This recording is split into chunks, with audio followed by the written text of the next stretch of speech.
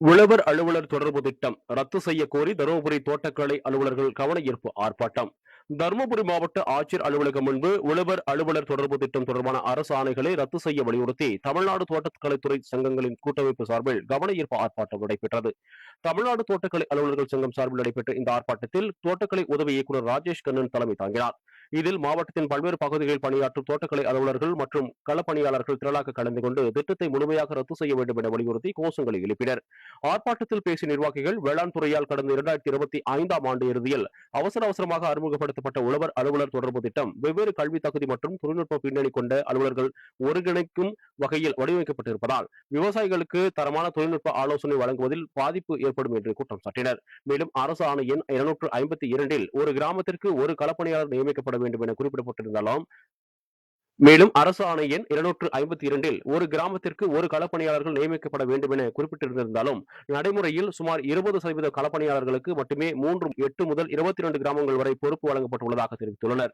இதேபோல் 1183 ஹெக்டேர் பரப்பளவிற்கு ஒரு களப்பணியாளர் என்ற விதிமுறை இருந்தும் 40% பணியாளர்களுக்கு மட்டுமே அந்த அளவிற்கு பணி ஒதுக்கப்பட்டுள்ளதாகவும் மற்றவர்களுக்கு 1300 முதல் 4000 ஹெக்டேர் வரையிலான பரப்பளவு கண்காணிக்கும் பொறுப்பு வழங்கப்பட்டிருப்பதால் கடுமையான பணிச்சுமை ஏற்பட்டுள்ளதாகவும் அவர்கள் தெரிவித்தனர். இந்த நடைமுறையால் களப்பணியாளர்களின் பணித்திறன் பாதிக்கப்படுவதுடன் விவசாயிகளுக்கு உரிய நேரத்தில் தொழில்நுட்ப சேவைகள் கிடைப்பதில் சிக்கல் ஏற்படும் என்பதால் உழவர் அலுவலர் தொடர்பு திட்டம் முழுமையாக ரத்து செய்ய வேண்டும் என அரசுக்கு கோரிக்கை விடுத்து இந்த கவன ஈர்ப்பு ஆர்ப்பாட்டம் நடைபெற்றது. திட்டங்களை ஒரே கள அலுவலர் பார்க்க சொல்றாங்க. இதுல விவசாயிகளுக்குன்னு பாத்தீங்கன்னா சரியான தொழில்நுட்பம் கிடைக்காது. துறையினுடைய தனித்துவம் மங்கி போயிடும், இருண்டு போயிடும். அந்த துறையினுடைய தனித்துவம் சரியா கிடைக்கலன்னாக்க ஆட்டோமேட்டிக்கா துறையினுடைய வளர்ச்சி, விவசாயிகளுடைய வாழ்வாதாரம் பெருமளவு பாதிக்கப்படும்.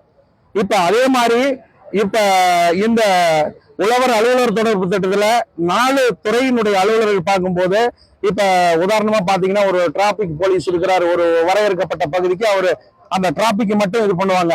இதுல லாண்ட் ஆர்டர், கிரைம் எல்லாமே நீ உன்னுடைய ஜூரிஸ்டிக்ஷனை குறைச்சிருவோம், நீ அதை பாருன்னா அது சாத்தியம் இல்லாத இது. தொழில்நுட்பம் தெரியாது. தவறான தொழில்நுட்பத்தின் மூலம் இதுன்னா விவசாயிகளுடைய வாழ்வாதாரங்கிறது பெருமளவு பாதிக்கப்படும்.